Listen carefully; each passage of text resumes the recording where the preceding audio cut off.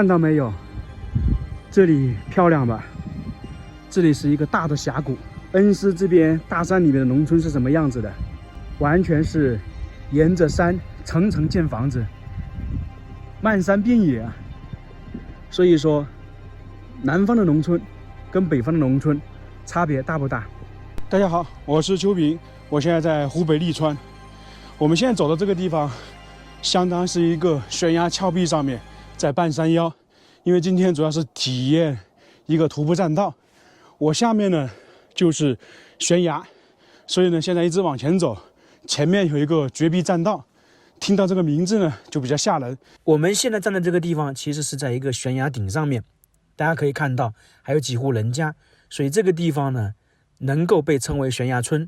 确实在这个悬崖顶上面有一个村落，并且可以看到建的这些房子离悬崖边上其实很近的。整个这个悬崖从顶部到底部，我估计大概是500到800米之间，非常高。在恩施很多村落都是可能在悬崖上面，当然这个悬崖村是能够通公路的，是从318国道开上来的。318国道就在这个悬崖底部。在这个地方呢比较难走，刚才爬了一段山，有点气喘吁吁。大家看到这个路没有？是不是有人修整过的？没错呢，这里呢有一个我们说的驿站，就经常来徒步的人、来穿越的人在这里休息，所以可能是他在这个路整理了一下，一条小路，走的人多了，就自然成了路。下面就是茂密的丛林，一直有坡度下去的。我们是在半山腰，这些都是石山的，因为恩施这边很多大峡谷嘛。我们对面也是属于大山，所以呢，两山夹着一个峡谷。当然，这个峡谷呢，可能有好几公里长。这个路还不是太好走，坑坑洼洼的石头，然后又高又低，所以在这个地方一定要小心再小心。不过还好，今天没有大太阳。我听那个老板说，昨天来这里的人有几十个人。我现在等于是走在山里面，其实这个地方呢很远。我刚才问了一下，进来的时候，走全程大概要5个小时，走半程要2个多小时，所以我们就大概走半程，走到前面有一个土匪洞就可以了。哦，又得攀爬了，看看这里，那大的石头，所以走这些地方是很刺激的。看到这里，有一点发现没有？在很多山上啊，就是石头下面，就洞穴里面有这样的竹子或者小木枝撑着这个。我们经常开玩笑说，用这么多树枝撑起一座山，那这个到底是什么原理、什么原因？为什么放在这里呢？尽管说这些竹子不可能撑得起来的，这个叫做支山，用木棍支在巨石上面，有大山压顶不弯腰的意思。也就是说，希望自己的父母长辈在老年时不会腰酸腿痛，还有呢，祈福腰疼病的亲人尽快康复。所以有这样一句谚语：木棍支山，腰腿不酸的说法。还有一种说法呢，就预测大自然灾害的时候，就是说山石晃动，那么树枝呢就会折断，发出断裂的声音，警示危险，提醒人们要离开此地。所以有这种2种说法。这里有一个东西，走到一片石山，看看像豆腐块一样的，1块、2块、1层、2层，这个是什么原理？有知道的吧？那这些地方呢，其实呢在国际上有一个通俗的说法，这些呢可能被称为金钉子。什么意思？就是通过这些石头来确认这些是什么年代的。就打个比方，通俗一点呢，我们说清朝大家都想到大概是300年前的，明朝是几百年前的，就是一样的道理。那这些石头呢，如果确定成金钉子，也是这样划分的。继续往前走，哇塞，这里非常惊险刺激啊，独木桥一样的。这里好像还有一些其他的声音。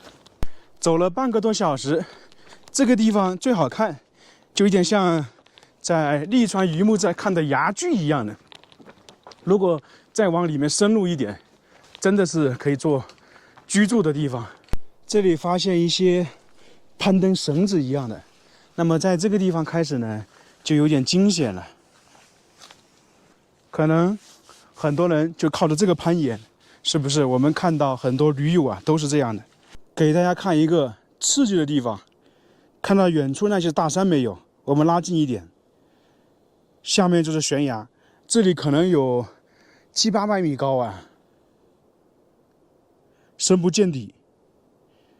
所以说这些地方才吓人呢。这里比较陡峭，就要扶着攀登了。有这个绳子还是好一点，没有绳子就不太好走。走了差不多1个小时，到了最惊险刺激的地方了，就跟我在剑门关走的是一样的。我刚才爬了一段山，前面很刺激啊，我要收拾一下才能过去。这个地方来体验一下，一开始还好一点点。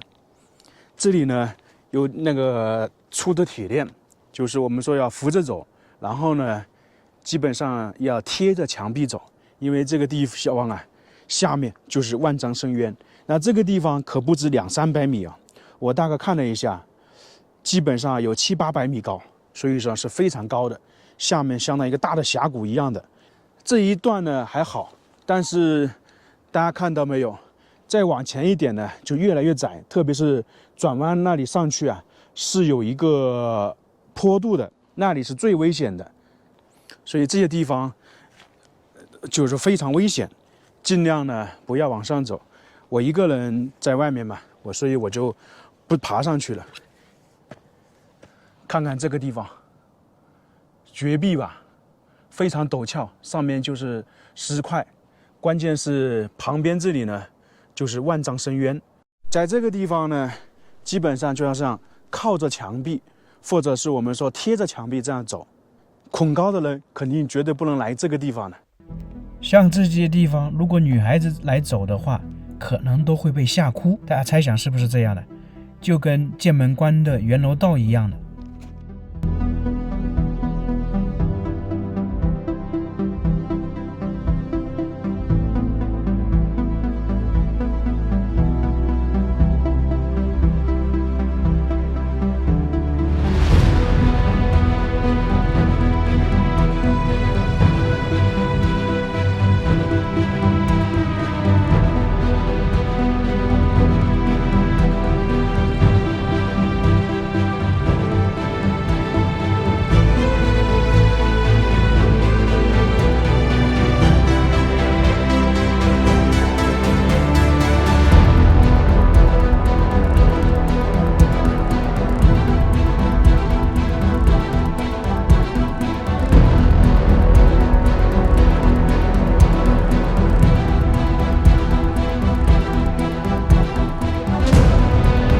这个地方太惊险，我本来想去上面看看土匪洞的，但是由于那个绝壁站到那里，转弯处太危险了，我不敢爬上去。